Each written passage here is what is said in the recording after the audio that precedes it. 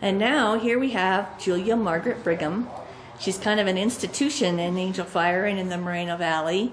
She's been painting, I don't know, maybe forever. And you can see on the top a painting. Is that done in watercolor? That's actually acrylic. It's acrylic as well. Then you can also see next to her what she calls a thread painting. And we'll take a closer look at that in just a minute. But let's say hello, Julia Margaret. How are you doing? I'm doing great. So tell us a little bit about, first of all, about your transition from acrylic watercolor acrylic. I know you started in watercolor, so watercolor and acrylic. Oops, my hand. To the thread painting. Well, I did watercolor for 35 to 40 years exclusively. Although I'd studied in oil before I started watercolor, but the job of raising 3 children made watercolor a lot easier to do at home, so I chose watercolor. And then I wanted to paint bigger paintings, so I moved into acrylic. And I don't know, one day I just got this wild idea. I've always loved fabrics, and I decided to start doing thread paintings. And it's a combination of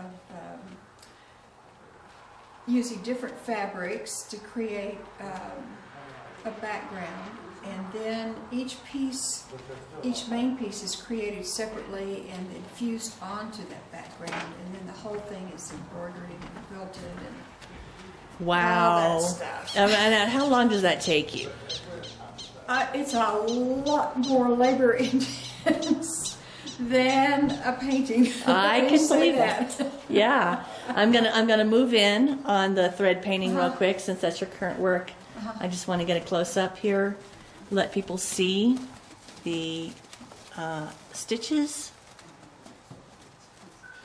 And wow, wow, wow. I can see hours, hours, hours, and hours. Is that correct? That's right. And I do that. I do all of this stitching on a sewing machine. I drop the feed dogs, and if you can envision the needle being a paintbrush and the thread being the paint, and I move the fabric underneath the needle to create the image.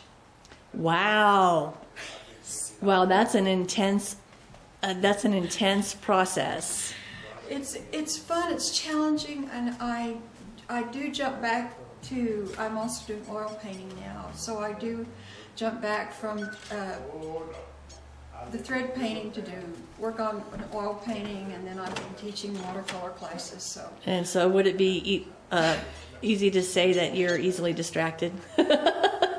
It would be easy to say that it's not that I'm easily distracted. I like challenges, and I like problem solving.